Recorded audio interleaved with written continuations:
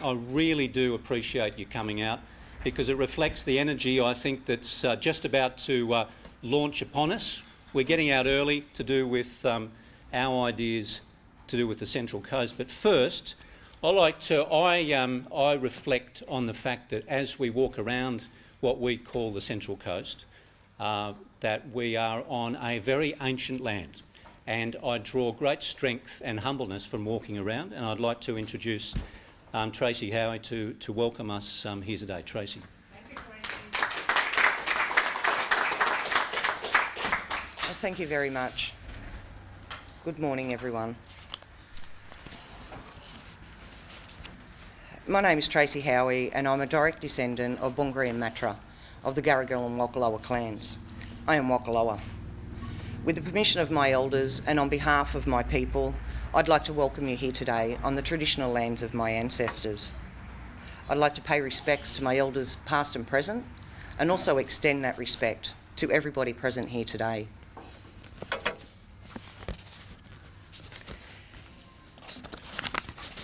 Together we acknowledge the hardships faced by our people, the intrusion on lands and sacred sites, and the suppression of our languages, dances and songs.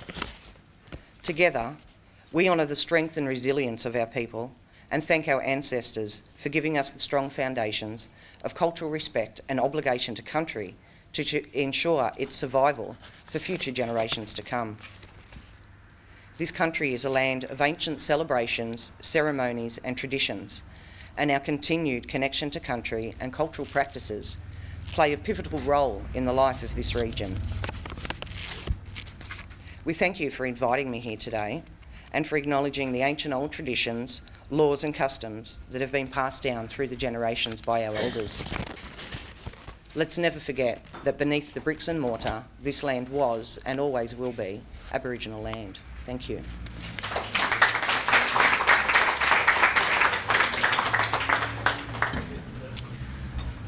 Thank you, Tracy. As I said, I think we should all really be humbled because as many of us are readers of history, overseas and otherwise, but Tracy mentioned briefly there that she was a direct descendant of Bungaree.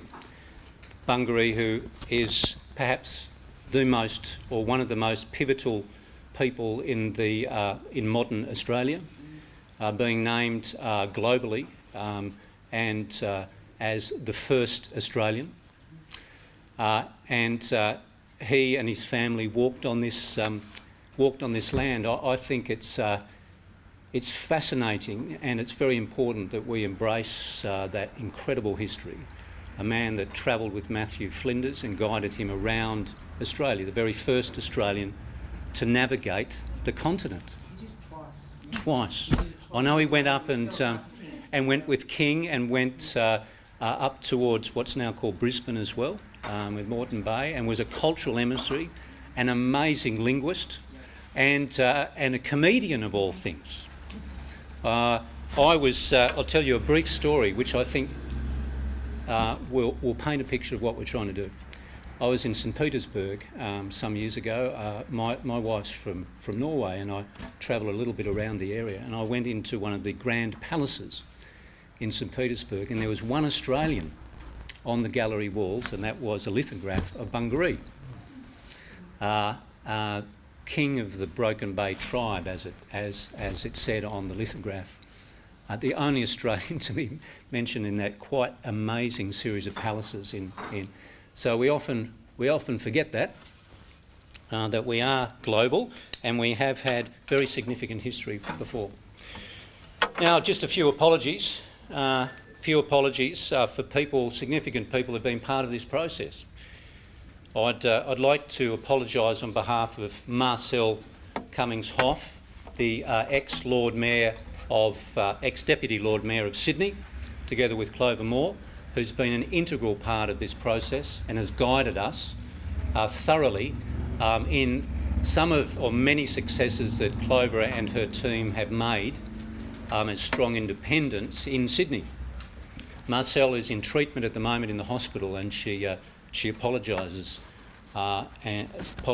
deeply. Likewise, local Sue Chigley, who's a well-known community activist who's helped save many of our parks. I know many of you here in the room were part of that campaign. We almost lost a great deal of our public parks and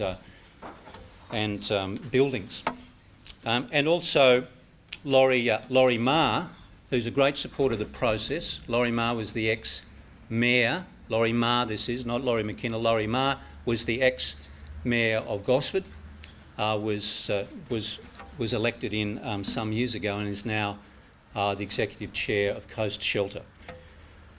I'd also like to, right at the last minute, the Director of Communities in the Central Coast Council, Julie Vaughan, has got smell of what we've been doing, and we've had a long discussion, and she's apologised for not being here. She's off to New York on a holiday, but she is very interested in what we are doing in regards to their strategic plan and their resourcing.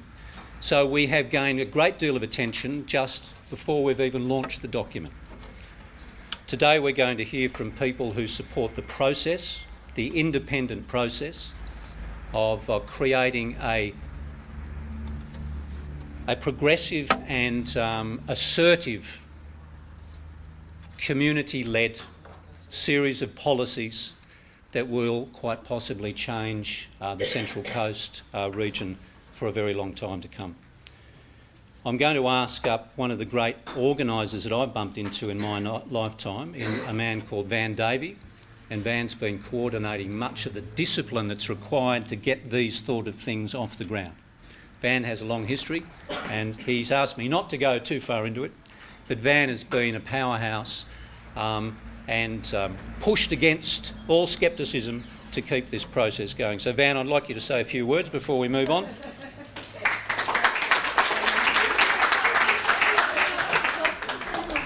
G'day everyone, thanks for coming. I've been told I've got 5 minutes, so I'm going to do 2.5 minutes on two matters. One, the plan, and second, the political unity.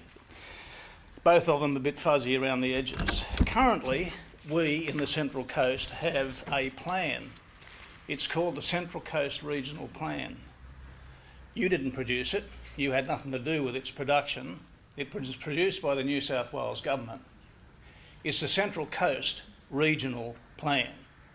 It fits neatly, exactly, the council area.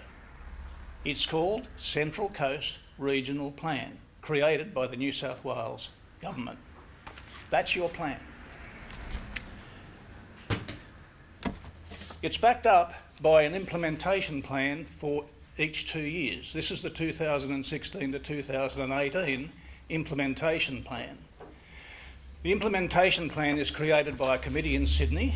There are a couple of people from the Central Coast Council can join it, but generally speaking, it's a committee that's about 15 people, chaired by premiers, and its job is to implement this plan, your Central Coast plan.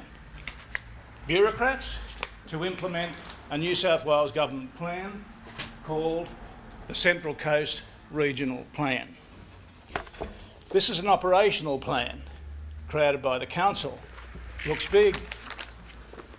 In my view, and I think this is a fair rendition of the people, I had 2 meetings in December to study those plans so that we could understand the detail of where they came from, who owned them and what they were saying. I asked people to come there from voting histories, Liberal, Labor, Green, Independents.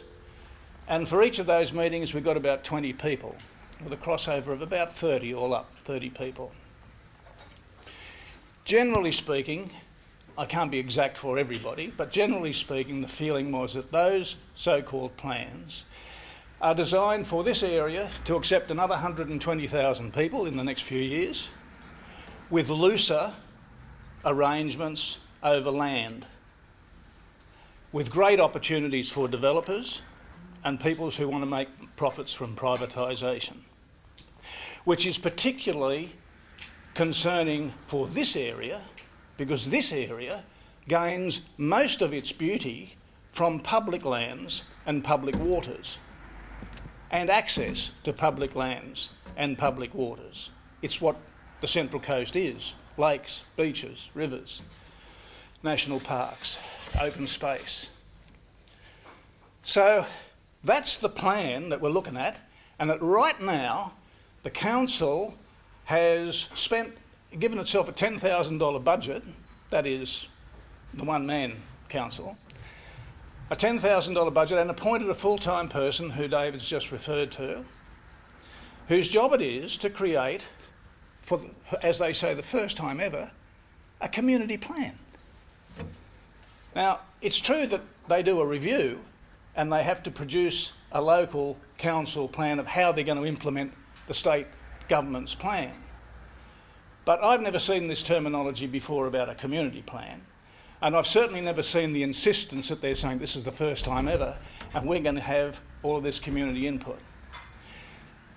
What we've been doing for the last 5 months now is involving as many people as we could across as broad a political spectrum that wanted to be involved to develop a plan which could become, at the end of another 3-month open public process, a genuine community plan. I'm still attached to a word, people's plan, although I've been defeated on that, I'm afraid, in the past. The plan that we have, and as you'll see later, extends to areas that isn't traditionally the legislative authority of the local council. And this is the reason why. If you go to a federal election, the people who stand generally are standing on policies that are big national policies.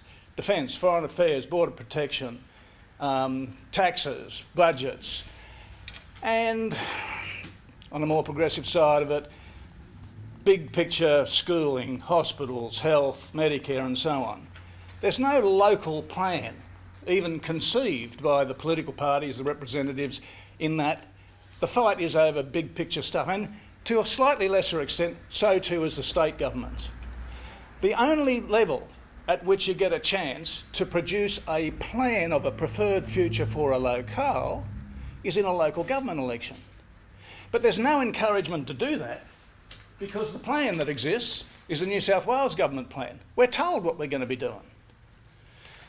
So this process, can we call it a little movement, this attempt is an attempt to get a plan which is genuinely a community plan, which we would hope candidates would want to sign up to and be accountable for once they're elected. That's my first thing. A local government election gives us an opportunity to have a local preferred future plan that incorporates all of the legislative areas, local, state and federal, such that the council has a view about all of that, so that it can have some force in making representations for the locale into the federal arena and into the state arena, rather than having individuals on disability or domestic violence or on housing or on vets or whatever doing it just on their own. They will do it. They will do it with their own independence, but of course if the council signed up, they'll do it with the council support and all that that means with political oomph. Second thing I wanted to mention was the attempt to get unity. Now, I've been to a number of demos recently, mostly at Wyong, where I've seen speakers from the Labor Party, from the Greens, from the Sustainable Development Party and various independents, and pretty much they're talking the same language. I mean, there are marginal differences on the issues that the demos have been about. And the group we're talking to is 20 or 30 strong. When they go to election, they'll all run separately and they will divide up the human resources.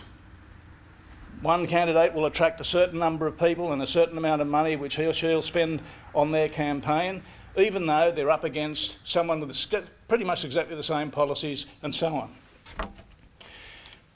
This is an attempt not to set up another party or even another organisation. We don't have a secretary, we don't have a president, we don't even have a treasurer, because we don't exist as an organisation. We don't do anything to threaten the existence as they currently stand of the various political parties or the independence of independence. What we're trying to do, though, is to get people together to see a vision and for them to collectively work together, maybe even sharing resources if they choose to get together in a group above the line in an election, which multiplies our chances of actually winning the council. I don't want to support a movement that just elects a protest person or two, a Green here and an independent there, but the rest of it's the Libs or even a right-wing faction, whatever it is, other stuff. I want a progressive movement that's united and that actually supports what people want. So that's what we're trying to do, get a plan, a community plan, which people write, we don't write. We had to write a surrogate to get it started, but now it's going to go online. Dave's going to explain to you all about that.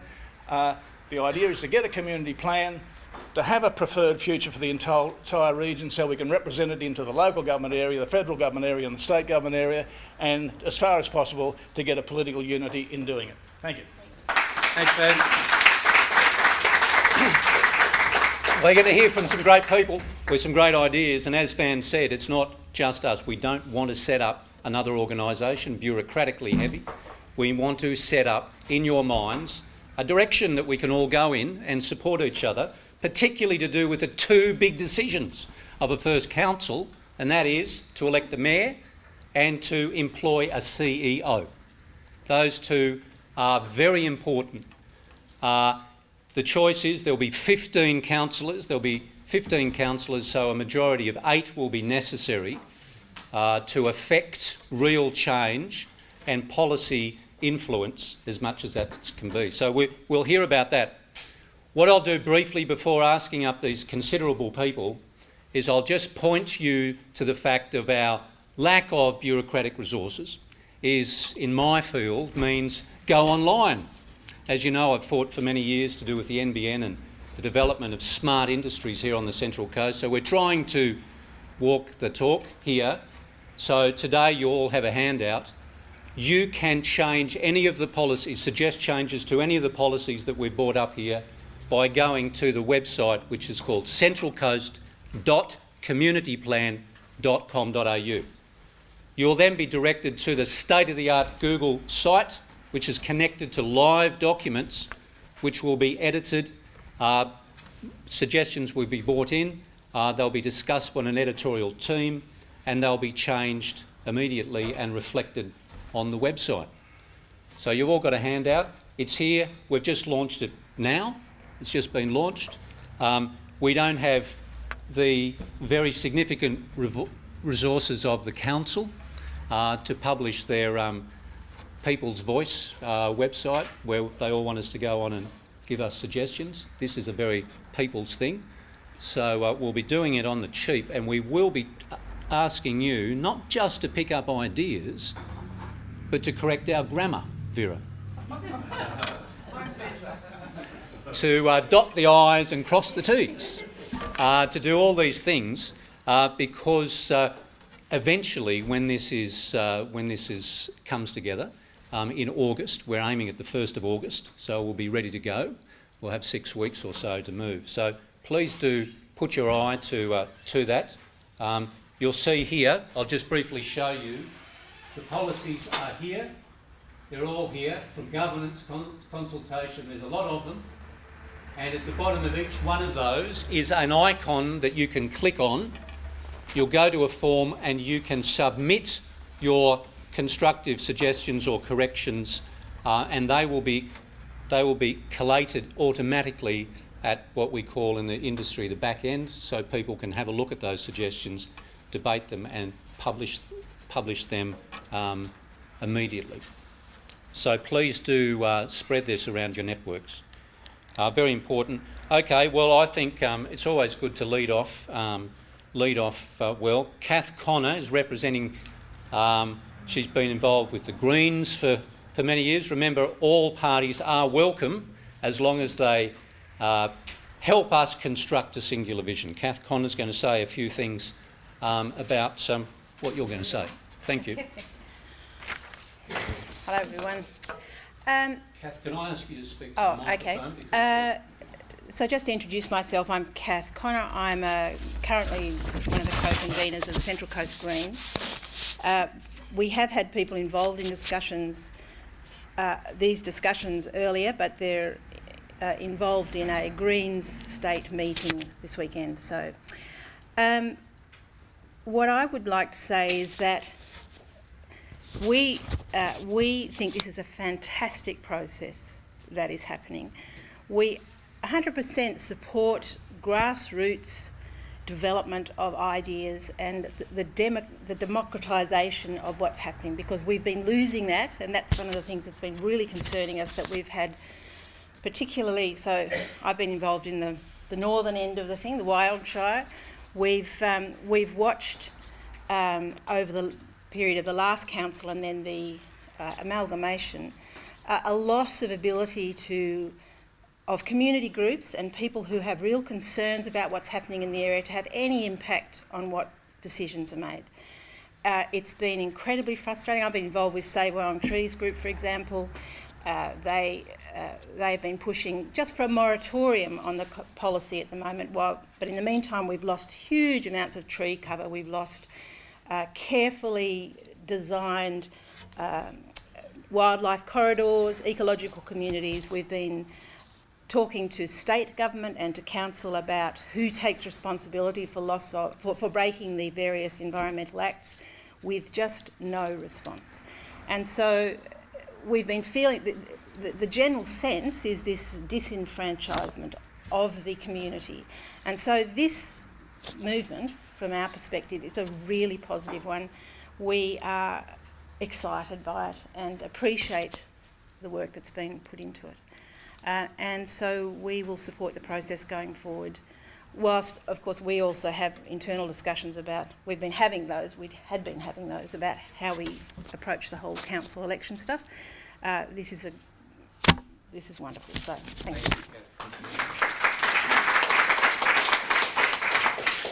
Wonderful. I know Kate DeCosta has put some effort into, a great deal of her very considerable international experience into the environment policy, which is one of the policies that you'll find on the website.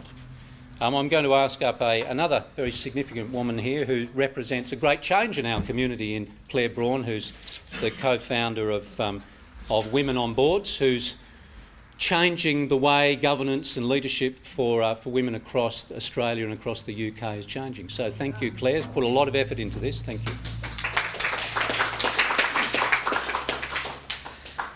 Thank you very much, David, and welcome everybody. I'm part of this little movement, which I think will very soon be a very big movement. My background is in journalism, and for my sins I'm on the editorial committee. So I too, Vera, am interested in grammar, so this is a good thing. And spelling. And spelling. I'm particularly interested in spelling as well. So that is really an important process. I own and run a business in Gosford, and very few people knew about it until we moved our office downstairs. And it was founded here in 2006. It's called Women on Boards, and it particularly looks at moving women into decision-making roles, as David said here. And then, of course, I took it overseas and founded it in the UK too. So it's a global business operating out of downtown Gosford, which is kind of funny. And I'm a great believer in the capacity to innovate and to have smart industries here. I was a political journalist, and so I'm particularly interested in the political process and in the governance around the political process. And having been a council reporter for many, many years, I've seen firsthand at those council meetings that go till 2 and 3 in the mornings, as they used to do, what happens when governance breaks down and what happens when vested interests get control. You don't really govern in the interests of community. It seems to me that politics belongs at the federal and state levels, and really at the community and at the local government level we really should be looking at a far more independent representation, because we're there on behalf of our community to govern, not necessarily just to implement policies for at that state or federal level. I had input into the arts and culture policy, and I was very blessed to have great input from people such as Margaret Hardy and others, and we had a group, so we got together and then we took those policies forward. A lot of it was based around our work with the Gosford Waterfront body, which I co-founded back at the end of 2015 now, which was really looking to get the Performing Arts Centre based where it should be, where the tax office is now being built and potentially the State Finance Centre is also being built.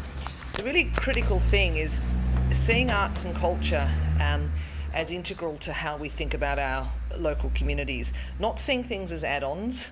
So many council areas are divided into little pockets and sort of, you know, roads, rubbish and rates kind of form the core, but they don't seem to be enabled by many of those other policies. And when you've got pensioners, when you've got aged people, when you've got such a wide demographic of young people moving here with families, when you've got a lot of people coming here for retirement purposes, what are some of those glues that bind people together? And things around policies around arts, policies around culture, policies around recreation, policies around how people live and interact and work together and form a community are absolutely critical. And creating spaces and places for those people to be doing that, we think should be one of the drivers. So we see something as arts and culture as an integrating process for all of these things. The other thing that I think has been really great about this whole process is the focus on research and the focus on the fact we really need to get a handle on the demographics of our population. How many pensioners do we have here? How many young people do we have here? You know, what's the split up? What are we really looking at? And so we really need to, and a lot of the core of the plan has been to get a good research base that we can then draw on to utilise and to develop plans. So that's been really fantastic. I would just like to say that I think governance is at the core of all of this, and I think this is a fantastic bedrock document for quality governance to be built on. And I personally would just like to thank Van and Marcel. Without their driving force, I don't think any of this would have happened. There's been some robust conversations, and that's really good. You know, we all come from across the political divide, and it's great to have those robust conversations at the community level because we're all taking part in what we want to take forward. The other person I'd really like to thank is David, who has done a huge amount of work. That website is absolutely fantastic. It has been a huge labour of love. It is a great process. It is a truly democratic process, and I really urge you all to, Facebook it out, to get people to comment on it, to really take part in it, because if we can get, some thousands of people commenting on that, we've actually really taken something forward. So it's been an absolute privilege and a pleasure for me to be part of this process, and as I said, I'd just like to congratulate everyone who has been part of it. Thank you.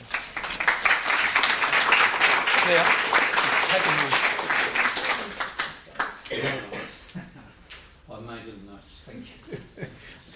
That's good. That's very good.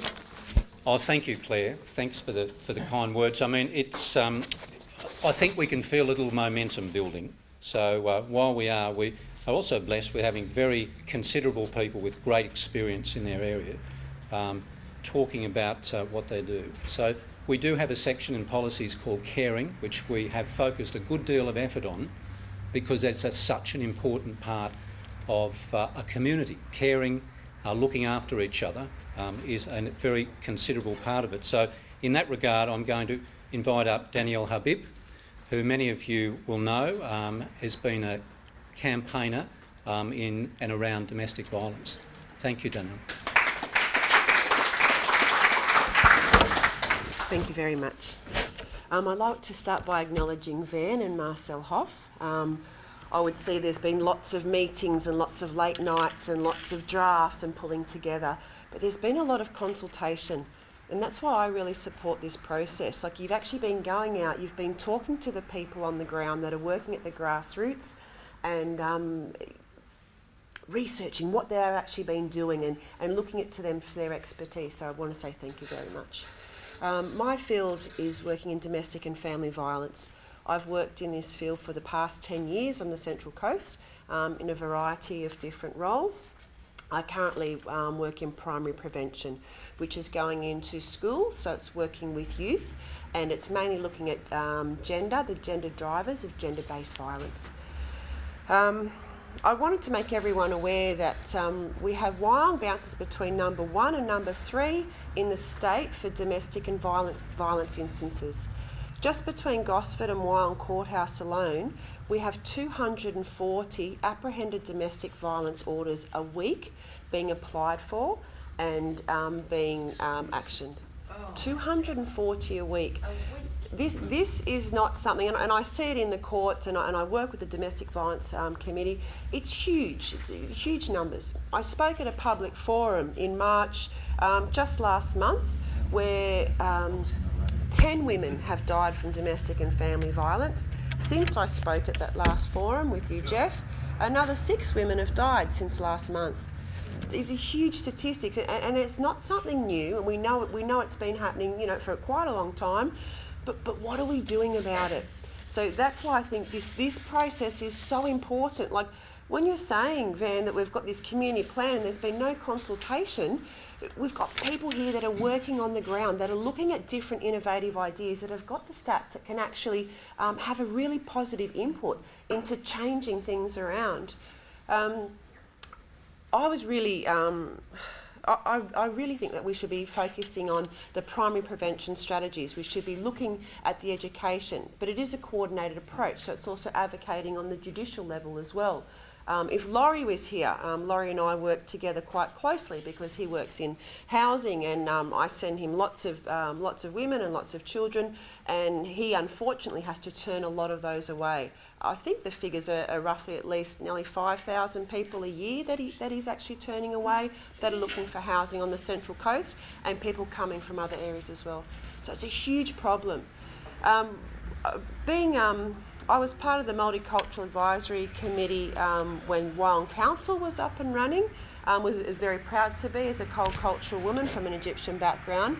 When the amalgamation happened, all of those groups were gone, and also had input and support with friends and people that were on the Status of Women Committee as well too, wiped out. So we've had no representation, we've had no advice or any consultation which has been coming through. So we really need, this is the kind of process that we need. We need to be having that consultation, seeing those people that are working on the ground. So I highly support this, and I really commend yourself, Van, Marcel, and also David. Thank you very much.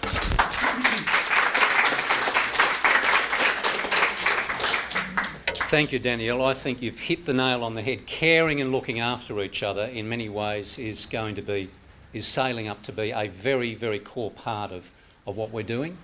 And I've felt, as I've read these documents over the weeks, that is really what it's all about, helping each other become employed gainfully, fairly, helping each other so that we don't have to commute, helping each other, those that need help, because it's not a negative to help each other, it's always a positive. In that regard, another very significant figure in our community, Gary Blaschke will speak, has been involved in disability and has contributed considerably to the caring plan. I'd like to invite you up, Gary, and say a few words.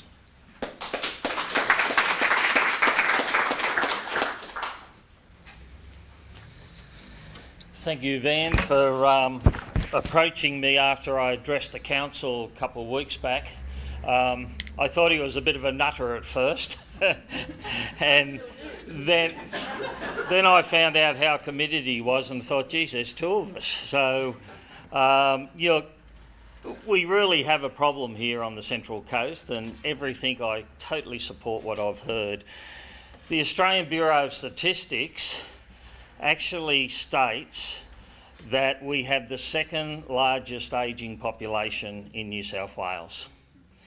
32% of our population has either a disability, a mobility, or an ageing issue. 32%. What is caring? Caring can be different to each and every one of us. Caring can be looking after a loved one. It can be going out and volunteering your services to a charity or a benevolent institution. It can be a council or a state government or a federal government caring for their community.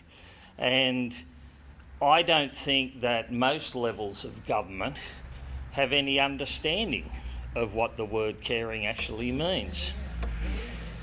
The inclusion and acceptance of people living with all forms of disability and those needing special attention and support in our community has in the past been ad hoc or put in the too hard basket by most levels of government. And it's left up to the non-government, the charities, the community groups to actually look after that 32% of people out there who need our assistance. The federal government brought in the NDIS program. Some may say it's pretty good. I know the first time I ever addressed the minister on the issue, I said I was there as the devil's advocate because I could see the faults in the program. There are some very good parts of it, but the problem is that that program supports roughly 10% of Australians who have profound disabilities. Profound, that's the real word and the whole thing. It cuts out when you turn 65. Geez, you know, it doesn't matter if you've got a disability or not. Has a budget that has been totally underestimated. And that's the reason why it's starting to have some problems. And it's creating other issues. I'm the former Camp Breakaway chairperson, and that organisation is really struggling at the moment for the sheer purpose that they've got to go out and see the individuals now, not the organisations who used to gather the groups of different disabilities or ageing people to bring them for a camp. Now Camp Breakaway has to go out to the individuals who have the money, who have the control of the money. So it's the unseen things that are creating problems within our community. We now have the New South Wales introduction of the Disability Inclusion Act. And when that first came out, I screamed and went, great, we need a Disability Inclusion Act. It comes somewhere in rectifying the problems. Yet the problem is having ill-equipped, politically driven and non-motivated people in local government who actually understand what the word caring is all about. We can't let those people write our disability inclusion plan, even though they will do it, very much like the strategic plan. I've spoken to planning at Gosford regarding that strategic plan. And I come from Lake Munmora, so I'm right up the other end of the coast. And I said to them, who in the community selected Gosford as the capital of the Central Coast? I'm happy for it to stay at Gosford personally, but who in the community had a say in that? And so we have very little say in lots of things that goes out there. Ticking the boxes to appease legislation requirements and tokenistic consultation has led to us having prospective councillors and council management. And don't forget the management has a hell of a lot of say in the direction of what goes on in local government. But we have a council that should be willing, every representative there, to sign this document, to make this document become the major document. It doesn't matter if you're Liberal, Labor, Greens, whoever. This document needs to be supported by those people. To make the issues of disability inclusion and access for homeless, victims of violence, undiagnosed and unattended mental illness and issues dealing with our ADF veterans as a priority within the Central Coast Disability Inclusion Plan, as well as Council's philosophy and mindset. It's got to be set there. It's got to be set in their minds, concreted into their minds that this has got to happen. I've been a volunteer and an advocate for the disability world for over 3 decades. I deal with ministers from the federal, from the state, from local government all the time.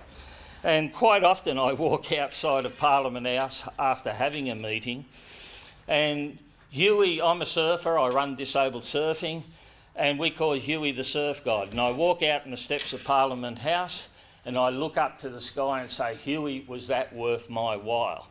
I've never heard him say yes. We need all Central Coast voters in the upcoming local elections to support candidates willing to put their name to this particular document.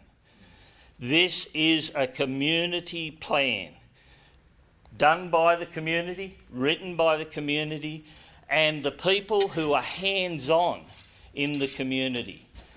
People who, like me, I don't get paid a cent. I've been volunteering for 30 years and never been paid a wage to do what I do, because we need passionate people out there.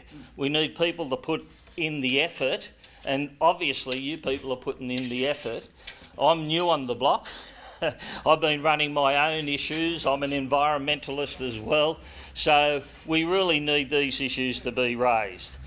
Unless the community makes a stand now for a complete, plain English, committed and inclusive community plan with immediate actions by those wanting to represent the Central Coast into the future, it will be the political parties, like in the past, that dictate the health, well-being and outcomes of this unique region through the soon elected Central Coast Council.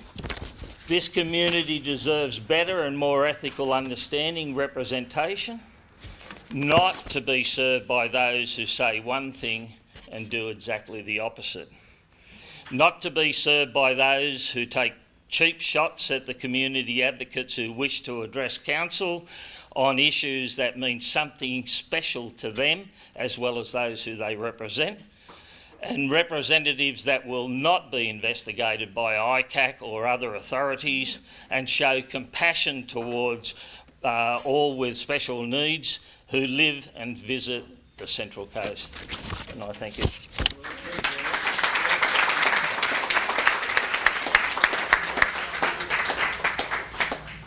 Wonderful to have you on board. Thank you for those words. I think they will definitely echo through. The caring part of this document is important. As I said, I'm also a closet Norwegian, and we often see, I've come out today, this is what we look like. So we spend a fair bit of time, my wife's from Norway, my children are born there, back and forth, and my wife has a small farm there, and I'll be going shortly there to repair a grass roof, of all things. She says, you're very different when you're in Norway. I said, yes, I am, I'm very humble. One thing my observation is they have reportedly the most successful economy in the world. And it is starting to get some traction. It has the largest publicly owned sovereign wealth fund for their pensions and for their programs, above the highest education levels, some of the highest levels of environmental protection, wonderful international advocacy. And my observation is this: they do seriously care across the community, across the political divide. They do not argue about the well-being of their citizens. They never argue about the well-being of their citizens. The other way round is they argue that every citizen is a contributor to the society, economically, socially, environmentally, democratically. And I'd like to think that this movement can swing that silly conversation around, the them and us, the leaners and the whatever they're called, the other ones, so that we're all contributing. A strong community has a strong economy because people are comfortable enough to support their local businesses. It's not rocket science, is it really? If we have a little bit left in our pockets, we can support local businesses, we can support educational institutions, voluntary institutions. We can't do it if we're constantly fighting the powers that be and also our own economies.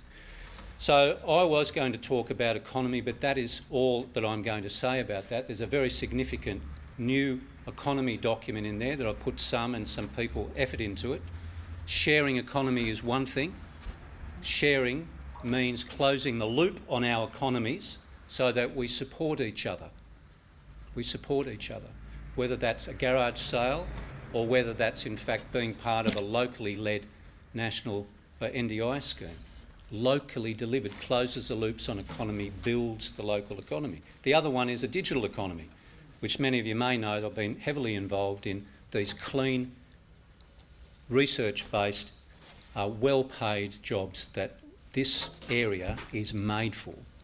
Half of the coast, or a third of the coast, has an incredibly good telecommunications infrastructure investment. We can leverage on that. You may have seen even in the papers yesterday that Google are even looking at this area because it is an inclusive, affordable and clean area to base a part of their business. Now that's incredible even to be considered in this regard. And that's our doing, and the past councillors that have fought for their environment and made sure that these things are protected. So look, I won't say much more about that because I'm going to invite up an ex-Gosford councillor, someone who's championed the community very significantly over the years, in Vicki Scott. Vicki.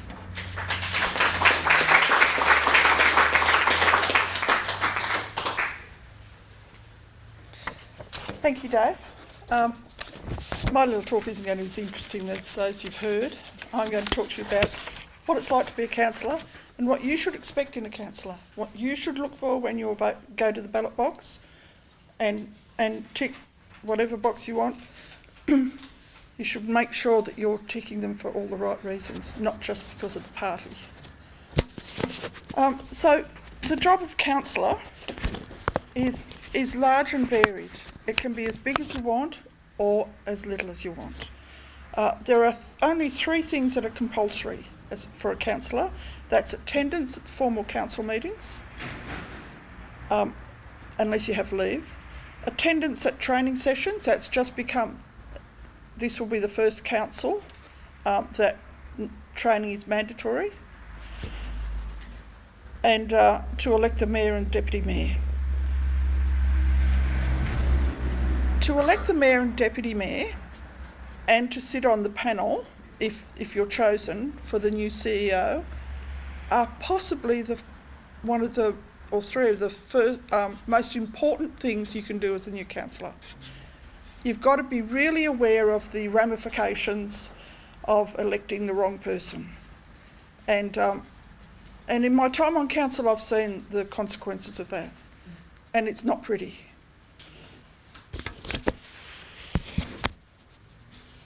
It's crucial when you vote for one of these people that you know they're going to take it very seriously. It's really important to have a mayor who knows meeting procedure, because those of us who know meeting procedure can play lots of games in that to get what we want. If the mayor doesn't understand meeting procedure, it just goes straight over his head and he has lost control of the meeting. It's really important to make sure that as a councillor you're attending everything you can. Now there are some that I've known that haven't attended much, but if you really want to do a good job you have to be on top of as much as you can. It's impossible to be on top of every issue in council, impossible. But I don't think there's an expectation that you should be. I think the expectation is that you should go in on what you campaign on, and you should do your job according to that. There are a number of committee meetings, as you've heard that our committees are all shut down once the amalgamation process started. And in fact, I was on my way to the art gallery committee meeting when I found out, and I was told to turn around and go back home. So those committees themselves are important. It's important to have community All those committees had community members on them. It's important to have community making those decisions and sitting in on meetings with staff and listening to what's going on so you can have your say. It's important for community members of those committees to have their say and to know the process of how to get your voice in those committees. Sometimes the committees are being run just because legislation says you should, but that's a weak excuse for community consultation. It's not community consultation. Councillors chair committee meetings. So well, this is in the past. The new regime might be completely different, but every council committee had a councillor as chair. If you can't chair those meetings, don't put your hand up for it. I'm really pedantic about meeting procedure. I love meeting procedure because you can use it to work your way around. If you can't chair a meeting, don't put your hand up as a chair because it's wasting everyone's time. So you do need time. Most of the council meeting days, and at the moment is it one a month? When I first started, it was one a week, and most people would take at least half of that day, if not the whole day, for council work. So it can last. Our meetings, I've never been to a meeting that lasted after, say, 10:30. In some councils, they go to 2 o'clock in the morning.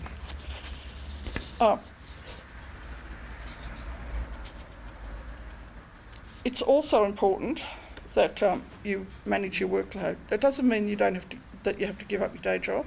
It means you have to prioritise your time. Some people are lucky that they don't have a day job and can be more or less a full-time councillor.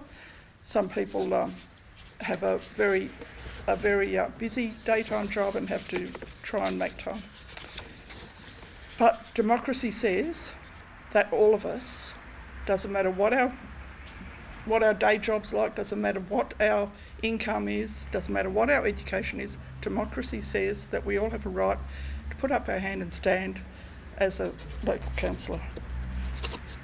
So the very first thing you'll do as a councillor is elect the mayor, and then the process to appoint the CEO will go through. I've sat on one of those. It wasn't very pretty, and I came out of that saying that, number one, women are not token members of such a panel. I was the token woman, but women are not token members of the panel. That should be 50-50. Number two, the decision needs to be made through discussion, not just saying, right, love that bloke, I want him. You can't elect someone under that process.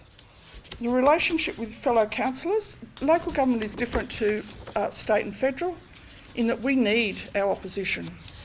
We need to make friends with our political opponents and get their vote, because unless you've got, in the new council, unless you've got 8 like-minded people or party members, you won't get anything through. You've got to rely on some of your opponents at some stage to come in and vote for your whatever you're putting up.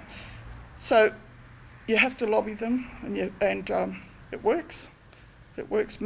I've always been one of 2 party members on Gosford Council, and the only way I got through was I just pretended that I had majority and worked like that, and sometimes I won. So lots of times I lost, but I'd like to say that the whole notion of caring is really important in council. I still got all the way through the roads, rates and rubbish stuff. It was just nonsensical that people think that in this time that it's all about roads, rates and rubbish. It's about how people live in our community, and caring for each other is probably one of the most important things, but sadly it was often made to feel like it's a woman's issue, or it's not really our issue, and we'll just pass it by and hope for the best. So I'd like to see that change, because I think we do need to be inclusive of each other. We do need to care about what our neighbours are doing, about the conditions under which people live. I'm on the board for Coast Shelter, and I have a son who works in youth health with the kids whose parents are going through domestic violence and all of those sorts of issues. It's a bad world out there for some people, and a council, your local council, needs to take that into account every day. So my final thing would be to say, when you vote for your councillors, whoever they may be, and I will be doing this too because I get to vote as well, I want a councillor who isn't afraid to ask the hard questions, someone who's got a spine, someone who can stand up and question something when there's something smelly about it. And lots of times people don't stand up if they're the only one, because you think, well, am I just not understanding this? Because nobody else is asking that question. But I've learnt that you need to question everything. I don't want someone who's managed by someone else. And I'm thinking of particular local developers who may have had a say in something. I want someone who knows their community. So, and that's going to be difficult for this new amalgamated council, because we've divided into two. So there's going to be a lot of, it's going to be hard work because it will be enormous. I think the state government is foolish in its expectation that this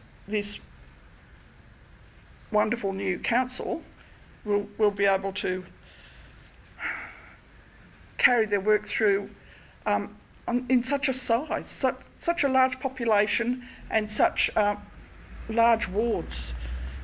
Some of our wards will be larger than most LGAs in the state, geographically. Some of our wards will be larger through population than most. We'll be unusual because we'll have both a big geographic area and a big population area. Usually it's one or the other. So that's going to be difficult, but we need someone who knows their community and is prepared to learn more. And we need people who will share information with the community. Always go back to the community, and that's residents' associations, any sort of community group that wants to have you in on a semi-regular basis. Just go back, talk to them, answer their questions, find out what their issues are, that sort of thing. And the most important thing is listen to the community and act on it. There is an expectation by the odd person that if you tell a councillor what you think about, well, for example, a development application,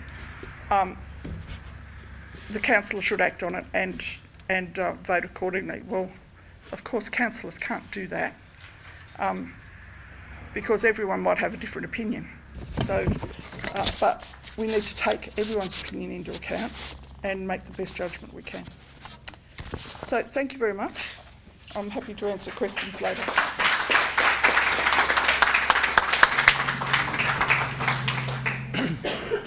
Thanks, Vicki. Experience, as you see, the realities of what we're trying to do sink upon you sometimes, and I've seen Vicki champion great things in the former Gosford Shire and playgrounds, which is a great blessing to so many families, for example, and the hard work that you've done.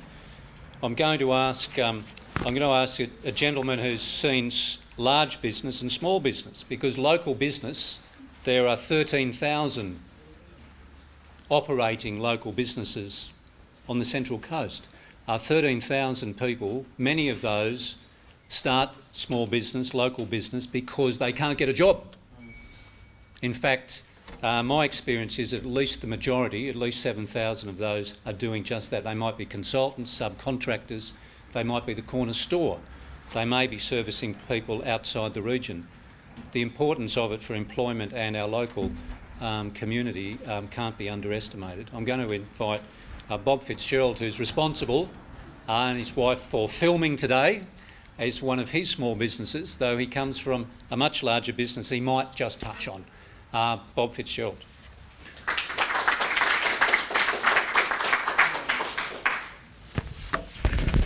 Good morning, everyone. As Dave said, I'm a small business person. I actually used to be a big business person. I ran a multinational company that had 14 subsidiaries throughout Southeast Asia.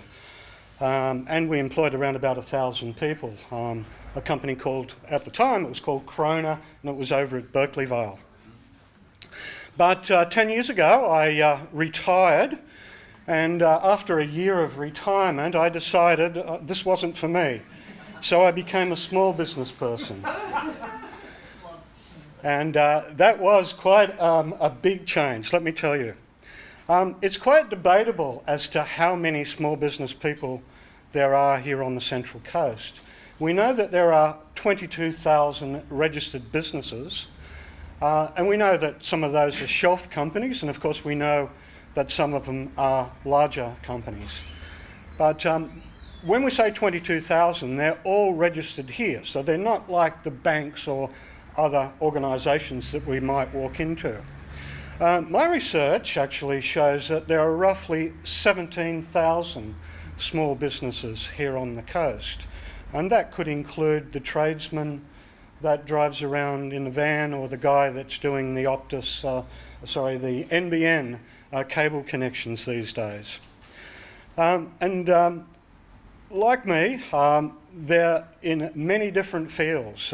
Retail, which is actually the largest section for small business, construction, tourism, manufacturing, and lots of other spheres. My business, of course, is in entertainment and media.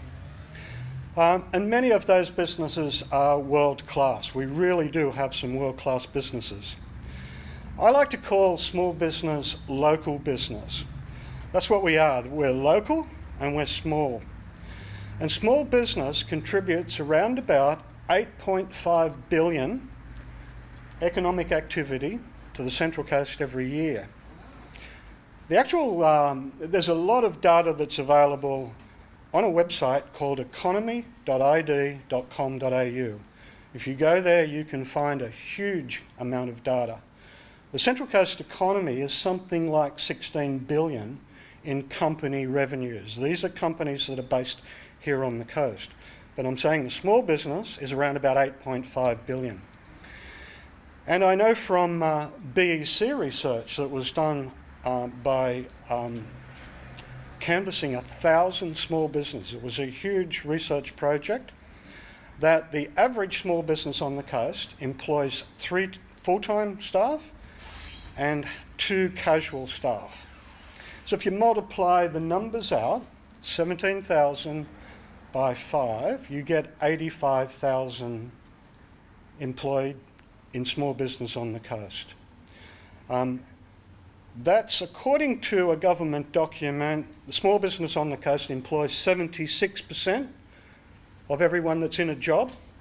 The state average is something like 67%. So on the coast, our small business employs a much larger percentage of everyone that's working.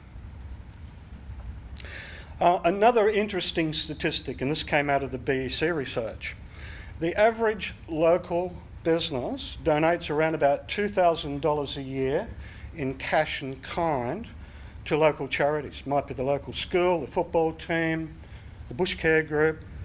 Again, if you multiply that by the number of businesses, that's $34 million a year that small business on the coast gives to good causes. And coming from a big business environment, I can tell you that nowhere near that sort of contribution does big business make to the local economy in terms of charity and goodwill. Local business looks to government for support and assistance, and indeed it looks to all levels of government. But it makes sense that local government is the logical partner for small business. But the reality is, local business gets dudded. Here's the current plan that Van showed us. I had a look through there to see where that addresses small business. This was written by a bunch of bureaucrats in Sydney, and it is the policy basis for the Central Coast Council, the current council. So there's 13,000 words in this document, 56 pages. And out of the 13,000 words, small business is mentioned in one 25-word sentence. So this document addresses 85,000 people that are employed by small business and $8.5 billion worth of revenue or economic activity on the Central Coast in one 25-word sentence. In fact, this is the reason why I actually decided to join the community plan, and part of what we have there at the moment, it's really an early draft, is what just two of us, I think, contributed so far. It's bloody good though. All right, so local business wants a positive and constructive relationship with local government so that both the community and the local business can prosper.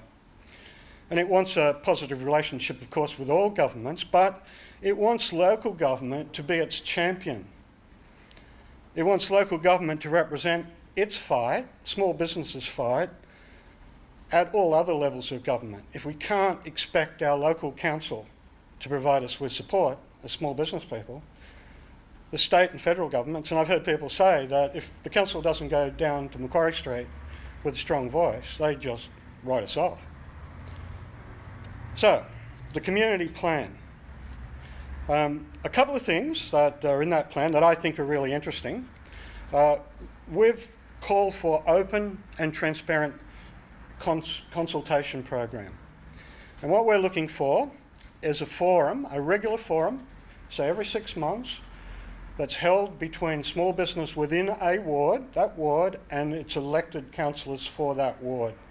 The small business can be individuals or it can be business organisations, bona fide organisations that represent people from that ward.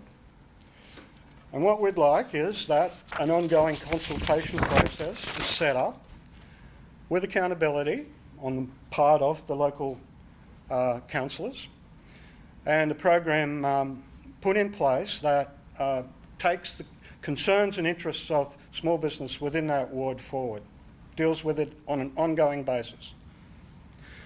One other thing in the community plan, which is a suggestion, is we have what we call a sister city program. I know Gosford has two. I don't know much about Wyong because I'm not from the Wyong area, but we would like that to go beyond the cultural level that those sister city plans currently have. We've got Margaret here from... And the mayor of Behaviour is coming out on The mayor's coming out, correct. We'd like to see the sister city plan incorporate a business element, because our sister cities are large cities. The Japanese one is just across the water from Yokohama, I think. Tokyo, sorry. And if our business people have the same sort of relationships that our cultural people have had, it can only help local business. One other thing we'd like to see the sister city plan do is to establish sister cities with other Australian cities. Cities that are like the Central Coast, and two come to mind, which are what I consider very successful. One is Casey in Victoria, which is in the Toorak, down the south, what it's called now. Torquay, the Torquay area. and Ipswich up in Queensland, which is a smart city. And because as another Australian partner city, our business people can set up networks that are within the one economic domain. We're talking about Australian dollars, we're dealing in, and it provides an opportunity for local business to deal with other local businesses at an intercity level, under an umbrella of the Sister City program. And there's lots more in that plan. So the small business part of the community plan that we're launching today, from my opinion, is just a start. It needs a lot more work. And I would encourage small businesses, anyone that's here that's in a small business, to review the plan, which is online, and add your contribution so that our local government policies are the result of true collaboration with local business for the benefit of the community. Thank you.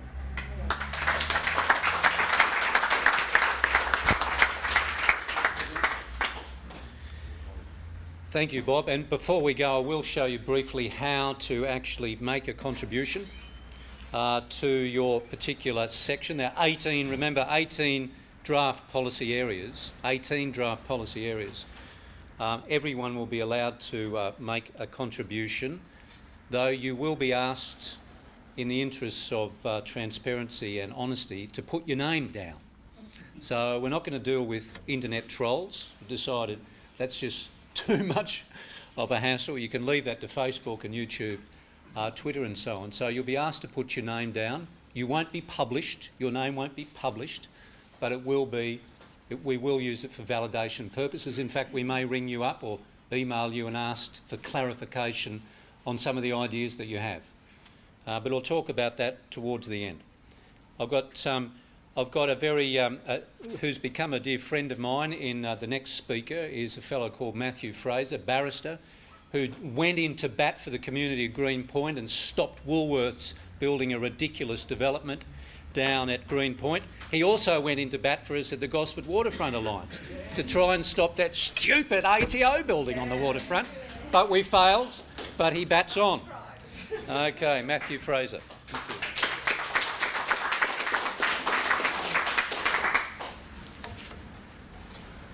I wish to pay my respects to the original custodians of this land, past and present, and their elders past and present. But equally important, sitting before me are some current elders of this land, in whose presence I sincerely feel a weight of respect and honour that can't be denied, because the first thing I have to say is I have to out myself because I'm something of an imposter in that company. I haven't done much to directly help my community in the many decades I've had interest on the Central Coast, both real estate and otherwise. So in that context, I have a particular message I have for us all in that regard. In fact, David summarised my only 2 direct contributions to the community I've ever made up here, whilst I was busily down in Sydney trying to be the best barrister I could be. That involved mostly working for and against local councils in cases in the Land and Environment Court. In the councils I've dealt with, including Gosford and Wyong, I did mostly cases for Gosford, but more recently against, and mostly cases against Wyong. Each of those councils and other councils I've dealt with have quite distinctive corporate cultures. There's a couple of councils which have absolutely admirable corporate cultures. One on the outskirts of Sydney I've worked with over the years, who is absolutely honourable in their dealings, and they would say to me, if something came up during a court case which revealed the council was in the wrong or should change its tack, within an hour of requesting an instruction to acknowledge that problem, they would say, drop the case, settle the case, whatever it was. That reflected a corporate culture which when I spoke to the individual officers of that council, obviously meant that council was operating in a way that your community plan as developing is seeking to achieve. Someone earlier mentioned the philosophy and mindset of the council. Claire mentioned governance of the council. It's that same territory. I've also dealt with councils which are reprehensible in how they go about dealing with both court cases in their own community. So the question is, where does that come from? Where does that culture come from? It comes from the top sometimes, as we've seen recently here in the former Gosford Council, and it comes from the bottom as well in something like this community plan. So my message to you is, this is a worthwhile process. This can influence what the new council is going to be like. And I encourage you to continue with it for that reason. The second outing I want to make, one of three possible outings I could place on the table, the second outing is that I'm seriously contemplating standing for this new council. Now, as a barrister, we're used to picking up briefs and running with them, and some briefs are beyond our abilities. Listening to the former councillor speak so authoritatively as another elder of the community, it scares the bejesus out of you to hear the level of responsibility that's involved with that. So whilst I am contemplating it, I haven't made a decision to run because it's quite terrifying, because I'm well aware of the fact you can't get your head across every possible thing, and what are you going to do? But this community plan and the support that comes with it is something which gives some reassurance for those and others in the room I know who are also contemplating this exercise. It gives reassurance that there is a sound basis upon which you can hang your hat. So I encourage you all to continue with this process. I'm in awe and congratulations for you all for it, and may it become the thing which we anticipate it could well become.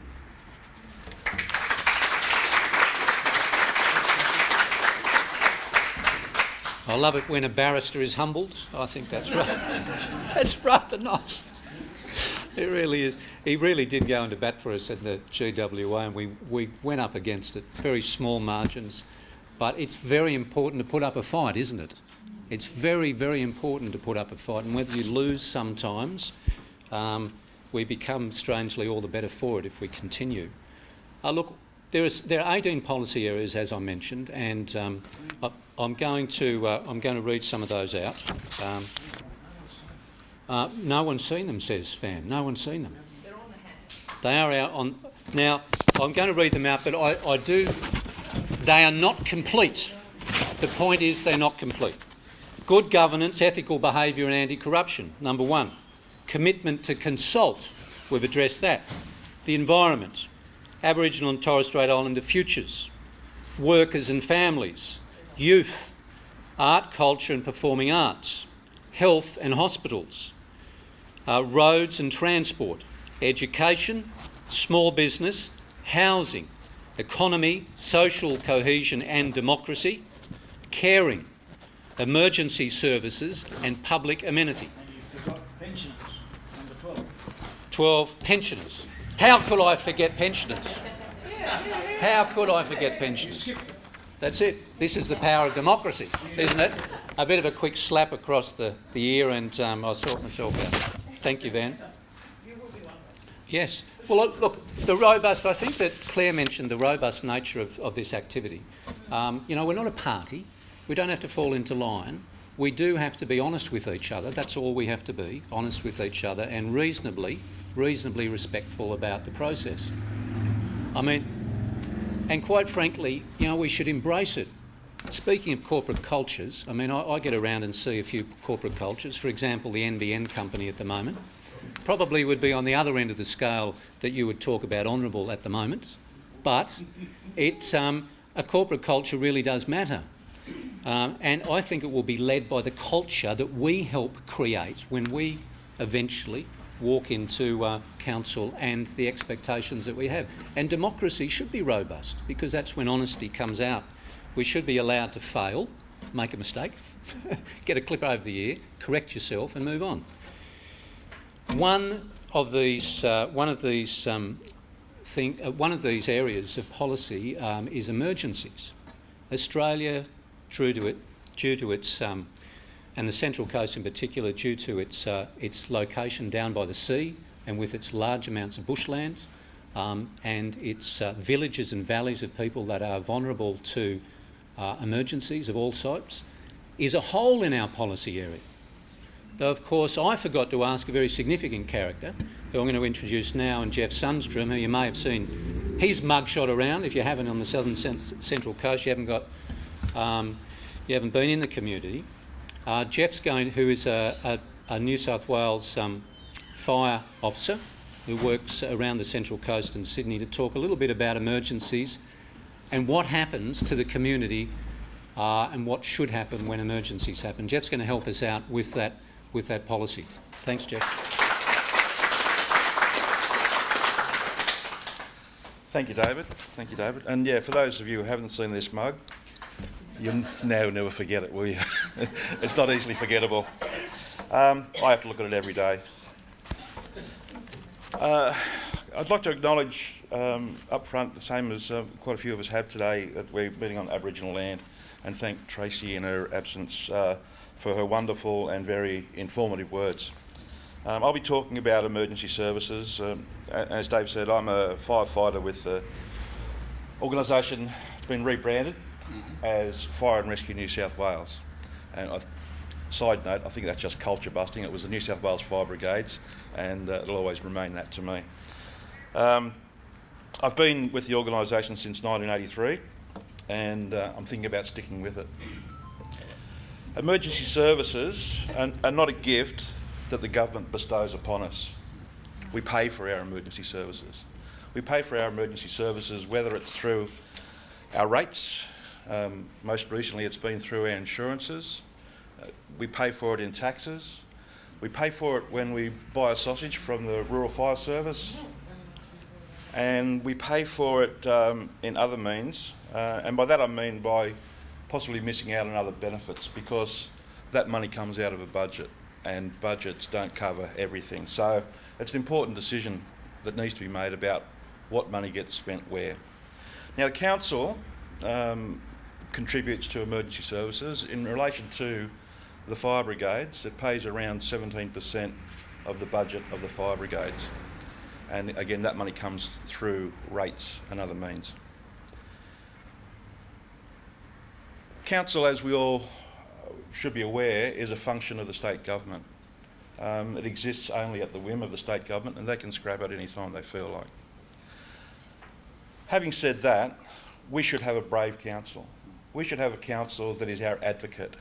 We select people to be on the council, and we employ people on the council to do a job not for themselves but for us. So it's very important, as Vicki says, that we get the correct parties involved, whether it's as elected members or the General Manager or any other council employee. Now, I'm going to hop around a little bit here, not physically but topically, and I hope you'll see that there's a link between some of the things that I'm talking about. When you think about emergency services, you should be thinking about what the challenges are. And just off the top of my head today, I've picked out 4 challenges that need to be looked at. The first one is staffing. Now, emergency services are staffed in various ways. Some people are co-opted into it as volunteers, some people are employees, and some people come in casually and then go out, come back in forwards into and out of an emergency services role. A lot of people that work for the council do that. Let's say, for instance, if there's a major bushfire, there'll be council employees that will be working in emergency operations centres helping coordinate the services.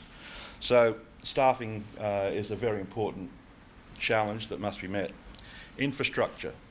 Infrastructure within the council, infrastructure in our cities and suburbs all have an effect on how emergency services are carried out.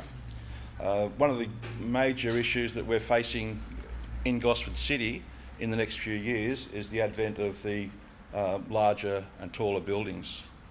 Unless infrastructure is improved to match and meet those challenges, there's going to be catastrophes, and they're going to be serious catastrophes. Without putting too much of a horror story onto it, tall buildings need to have fire protection built in. There are no fire engines that can reach the very top of our tallest buildings. So we need to make sure that all regulations are sufficient and offer protection for not just the buildings, but for the inhabitants of those buildings. Consistency. It's very important that all members of the community are afforded the same level of emergency service. It's difficult with a community such as ours, which spans across inner city type development, as I've just mentioned, the rural development up on our hinterland, coastal development. We've got our areas that are holiday locations where some houses are occupied every day of the year and some houses are only occupied at certain times of the year. So we need to make a mix and a match with our emergency services, specifically in relation to firefighting. As our community changes, we need to adapt and adopt to the changing situation. Some locations are suitable to have a part-time or retained fire brigade. Some locations will need a full-time professional employed fire brigade. That's not to say that those organisations don't work together, because they do. These organisations all need to be complementary and all need to work together. To get a full and effective coverage for any area, we need to know that organisations can work together. And we're lucky here on the Central Coast that all the different types of fire brigades work together very well. There may be some arguments at an organisation level, and there may be some territory wars, but when the you-know-what hits the you-know-what, the members that are out there, they do a great job and work together really well. One opportunity that I wanted to talk about that our council has failed on is in attracting businesses and organisations to have their base here on the Central Coast. Now, the Fire and Rescue New South Wales is in the process at the moment of opening up a new training college, Fire Brigade Training College. Who cares? Really, who cares? The fact is that that Fire Brigade Training College won't just be a training college for New South Wales, Fire and Rescue New South Wales firefighters. It'll be used for rural fire services. It'll be used for National Parks wild firefighting services. State Rail have firefighting services. They'll be getting some training done there as well. It'll be used for international brigades. It'll be bringing people in from around the world. And it's an opportunity that we could have had a world-class training facility, a world-class business, right here in the Central Coast. The opportunity's gone, and that's sad, but it's not gone forever. That training college won't be the training college for all those purposes forever. Nothing is forever. There'll be an opportunity in 20, 30, 40, 50 years' time for an upgraded college, for an upgraded facility, and we should be planning ahead for those days and working on our skills in attracting those types of facilities for our area. Now here's where I'm going to start jumping around a little bit. Problem or symptom I've got written down here. Problem or symptom. One of my roles as a firefighter is to fix problems. That's only one of the roles. Let me mention something that I think most of us here would consider a problem, and then I'm going to challenge you about it. Who's heard of the term bed block? Bed block. It's in the hospitals, you know. It's when you've got ambulances queuing up outside the hospital, and the emergency department has ambulance officers inside attending to patients. So we have a situation where our state government is looking at that as a problem. I say it's not a problem. Without hesitation, I say that's not a problem. What I say that is a symptom. The problem isn't the bed block. The problem won't be solved, and these are some of the methods that the state government are thinking about using to solve that problem. Won't be solved by more ambulances. It won't be solved by more nurses. One of the things they're thinking of doing is using firefighters to respond to medical emergencies. That won't solve bed block. The only thing that will solve bed block is more beds. More nurses will be needed if we have more beds, but we won't be misaddressing a situation by adding more ambulances. We won't be misaddressing a situation by responding firefighters to medical emergencies. If we get more beds, we get more nurses, that's how we'll get around bed block. So I bring that up because I'd like to see our council advocate for services in our area. That's what they should be doing. I'd like to see the way we approach problems change. I think we need to identify problems. I think we need to distinguish what's a problem, what's a solution, and what's a symptom. And when we do that more efficiently, all of our emergency services will work more efficiently. Okay, now the progression of emergency services as a community grows, and we know that our community is growing rapidly as a community ages, and we know that we're all ageing quickly. We know that the need for emergency services changes. So an area that was particularly suitable to have to be serviced by an ambulance from a different area or to get by without a hospital needs a hospital down the track. We need to recognise that emergency services, particular emergency services, need to either contract or to expand, and all emergency services need to complement each other. And I'm going to finish up with another way for people to view what happens in society. We often see the headlines in the newspaper or the story on the news telling us about some tragedy that's occurred, whether it's a bushfire, a road accident, some kind of medical emergency, and we look at those emergency services members that have dealt with that situation, and they're quite often referred to as heroes. And their actions can be brave, their actions can be heroic, their actions are certainly required, but I'd like to tell you who I think the real heroes are in emergency services. The real heroes in emergency services are the people that are able to identify why emergency situations happen. The real heroes are the ones that put in place plans to reduce the effects of emergencies, to mitigate against emergencies from occurring. And we could even take it right back to people who fight hard to work in favour of the, people that work hard to stop climate change. So climate change is affecting us more and more.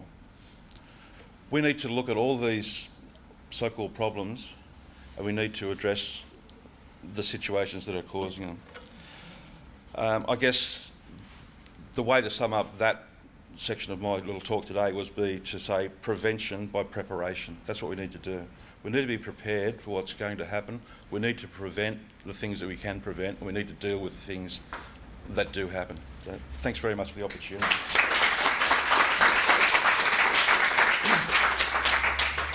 Thank you, Jeff. Thank you. I mean, those are the things that become important at certain times of the year, aren't they?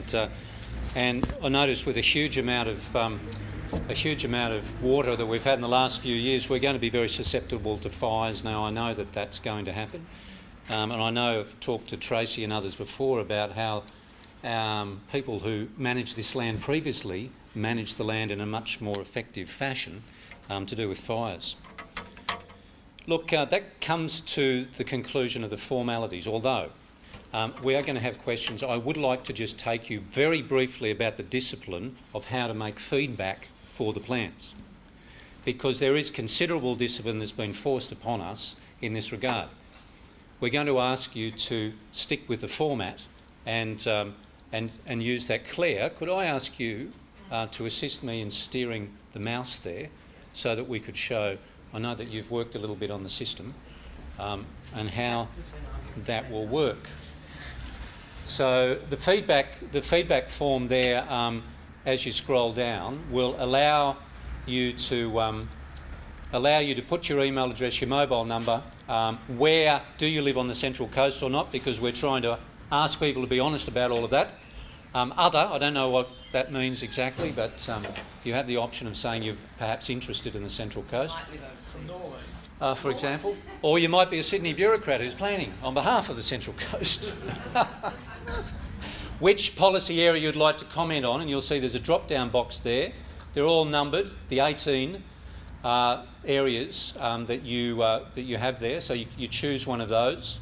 And then there's a little break-up on what you'd like to do. Would you like to correct our spelling, grammar, etc.? It's important, I know. It's a reflection when we go out to the world.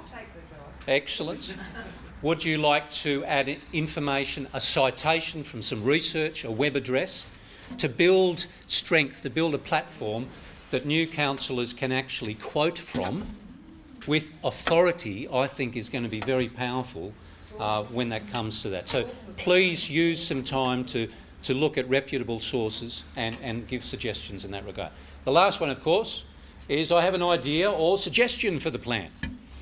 So I'm hoping that there will be a good deal of that as well, and then you simply submit that. What will happen then, it will go into a great big database at the end with your name, which won't be published, and we have appointed at the moment an editorial committee, which is over there in the Who, I think. At the moment, there'll be a little bit more about that there, which is people have put their hands up to be flogged and argue, and that's myself, Claire, Matthew, Van and Marcel, who'll just basically go through those suggestions. We may very well contact you as an idea suggester and discuss with you what you'd like to see in the plan. If we could have a look at one of the plans, there's a structure to it, because there are 4 parts. Remember, Van talked about the fact that being local is a really unique opportunity to actually have authority about things that happen here, as opposed to fighting on federal or state issues. So we work, this one for example, good governance or governance, ethical behaviour, anti-corruption. Could you scroll down a little bit? Do you want to show them how to make pull it up as an Yeah, you can pop it out. You can pop the document out. Are you logged in as an admin? Or is I think so. I don't know. I'll just have a look. What will happen is the document will pop out. You'll see what's called a Google document, and you'll see that there are statements already there. As you scroll down, you'll see we're asking for what the community can do in 1.1. What can we do as a community? So we're not telling council to do everything. What could we do as a community? It might be so-called guerrilla gardening. I would actually like to clean up my local area, but I'm not allowed to at the moment. At my particular surf club, we're not allowed to plant nice trees. We tried it and they pulled them out. It's outrageous. So we did it again and they pulled it out again. Anyway, in the end, this is the thing. What are we permitted to do to improve our local communities? You might know in certain communities they plant vegetable patches or fruit trees. They may, in fact, some of the businesses may contribute to fixing up the footpaths, sweeping them, and so on.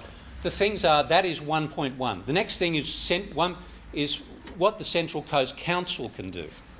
What we're going to ask council itself, which is in their purview to do. The rates, roads, rubbish are the base, but also what can they do in other regards. Just seeing 2 errors already. There you go. Excellent, excellent. We're seeing errors all over the place. And Furthermore, more importantly, I think we're going to now start where I think the weight of this is.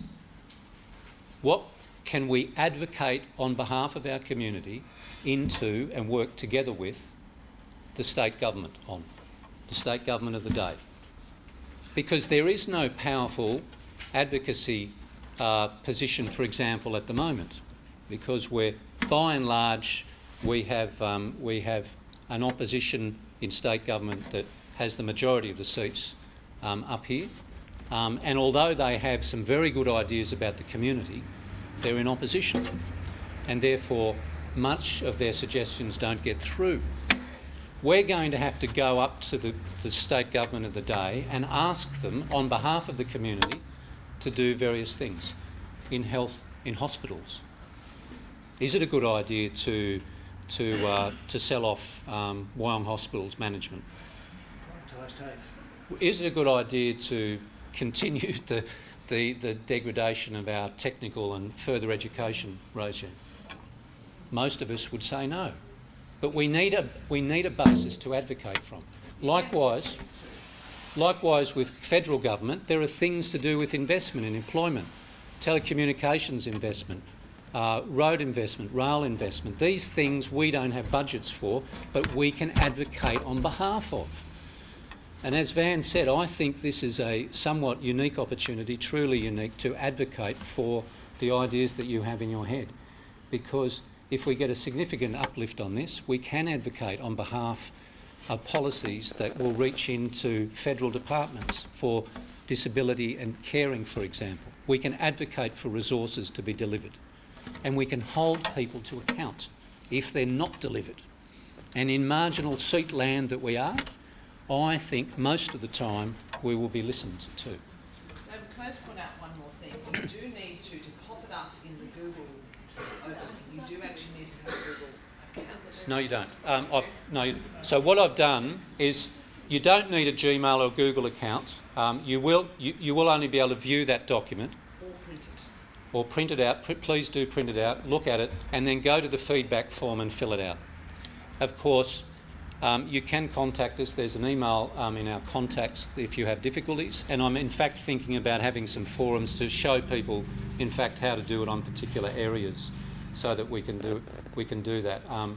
And people, of course, can contact us. Because the ideas in your head, the experience in your head is really what we want, isn't it? It's the ideas in your head that we really want.